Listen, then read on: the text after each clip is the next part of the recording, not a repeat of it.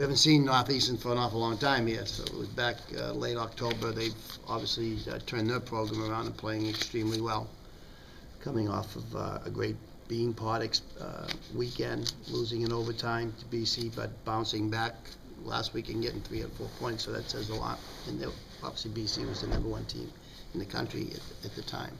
So they're a good team. I mean, Rollins, the goaltender's playing well. They've got a big line in Neely, Silva, and McLeod. And I think the young players are, playing like typical Northeastern players do. They play hard, they're speed, they're quick, they're tenacious. So we have another, which expected, tough weekend ahead of us, but we're looking forward to it.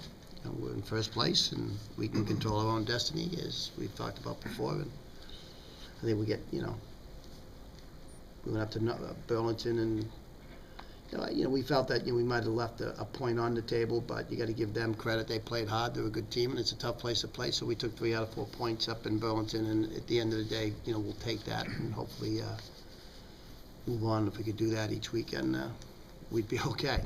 So, but we're gonna, it's an important game here Friday night. Coach, kind of going off of what you said, Northeastern has now been without Greg Cronin for a week, and just all those distractions that are going around them. And I was talking with Coach LaPlante, I think his name is the guy that's Sebastian, yeah. And he said that the team's kind of gotten closer, and they've needed to come closer. Is that a little scary to you, knowing that they're playing this well against BC, and that they could be getting even? Yeah, I'm sure they rallied. I mean, that would be a kind of a natural thing. I mean, obviously Greg's done a terrific job with the program, and he's got them in that position.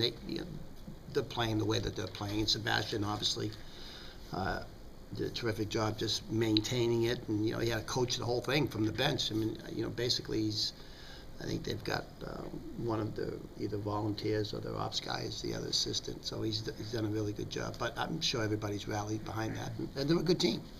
So they got to that point before Greg, that situation has happened, and they're just going with it. And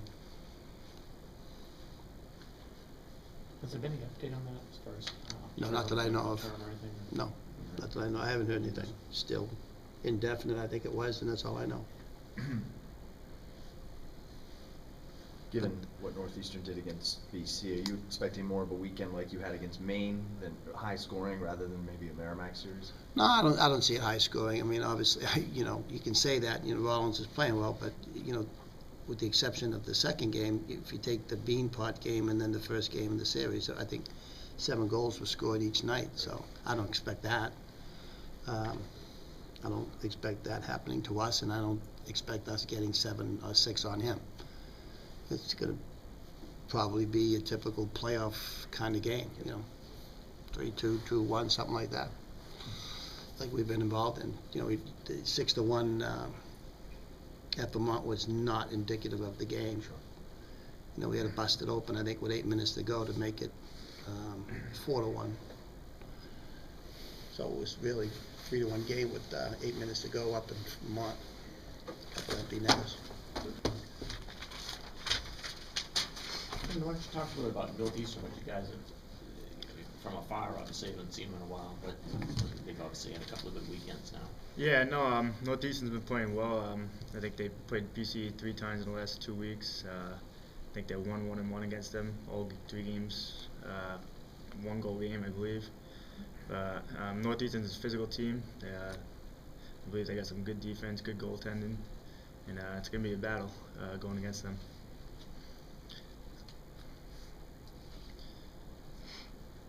What about the way your line's playing, Kevin? You guys seem to have some pretty good chemistry out there going right now. Yeah, no, things are going good with Stevie Moses and Mike Berzniak. We have a good flow going right now. I think the best thing for us is we're using our speed and agility, cycling the puck, so finding the open areas. So things are starting to work out right now. It seems certainly you can't rely on the top line, all year or whatever. So. Right. How important is it that some of the other lines get going and contribute offensively? At this time, it's really important as getting into playoff time. It's nice to have a bunch of lines scoring, not just the top line. If we get 2, 3 lines, 4 lines scoring, obviously put more goals in the net, win more hockey games. You personally have come on the last month or so. Is there any part of your game that you've been working on in practice, or is it just a matter of getting into the D1 game? I think it's a little bit of both, but definitely just getting into the D1 game. I mean, it's also good to play with a few older guys because they know how it's going. So, I mean, playing with them, I like look up to them and then I follow them. Sure. And it just happens to work out. Kevin, how would you define your role in your specific line with Stevie? And I think I like to battle in the corners, and I like to set them up. And then I mean they're the same way as me. I think all three of us are the same type of player, just passing, moving, using our speed and quickness, find open areas, and we just work together, score the goals. Do you anticipate a high-scoring weekend with Northeastern, just given what they did against BC, or are you looking at this series more of like a Merrimack series with pretty low scoring? I think it's going to be more of Merrimack's. They've been playing well defensively. Their goaltender Rollins has been pretty good right now. Yep. But potentially, if the way we've been playing, I feel like we could have another weekend like Vermont in the first game. 100. Thank you. Yeah. I'm sure you probably figured it was only a matter of time before you got it, but nice to have that monkey off your back and not have to worry about it. Yeah, it was nice to finally get it, especially on a goal. I haven't had too many of those in the last few months. But I think Friday night was positive. You know, our Moses and Goumas line played really good, and they've been playing really good lately, so or really well, or whatever. But that was a good, positive game, and obviously they played just as well the next night. You know, it's frustrating that we only got a point out of Saturday night, but you know, right now with 4 games left, we're 2 points in first place, and you know, we'd rather be in any other spot. So we just have to capitalize this weekend. Phil, like you said, it's been a while since you scored a goal. How nice is it to get a couple of goals this weekend? Does it kind of kickstart the rest of the league? Yeah, you know, I feel like it's not that I didn't have the chances before. I was getting the chances, you know, whether against Merrimack they're hitting the post or I was missing the wide open net, stuff like that. It's just stuff where, you know, it was focus, bearing down, you know. That's something that, you know, Paul really has down to a science. So I've been trying to work on that, and you know, basically trying to step up here at the end of the year as a senior. And you know, maybe against the main weekend, my line wasn't really where we were supposed to be. So I think we all took it upon ourselves maybe to put a little bit more emphasis on, you know, urgency and playing with maybe a little bit more fire under our pants, I guess.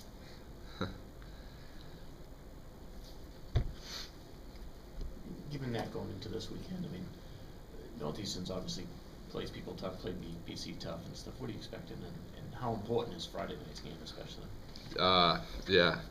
I mean, I think I was here a few weeks ago saying that how nice it would be if we got the win going into Saturday night against Merrimack. But so I think it's obviously huge, and they're playing their best hockey right now of the year, possibly of you know, the last few years, and they're not letting anything hold them back right now. Whatever's going on over there, and they're, you know, they played BC, which best team in the country right now, I guess. So they beat them, tied them, and gave them a really good game in the Beanpot Championship. So we know what we're up against, and we know it's going to be a battle. It's going to be all puck battles down low and getting to the front of the net, and you know, garbage goals, stuff like that. So I think that's what we've been preparing for all week, and that's what we're expecting to see this weekend. Merrimack, and that, you know, you get the first one home, and it's important to get off to a good start for the weekend and stuff, because then you're going to a place and stuff to play in. Yeah, I mean, they're just as skilled as Merrimack, and they play, you know, still a gritty, tough game.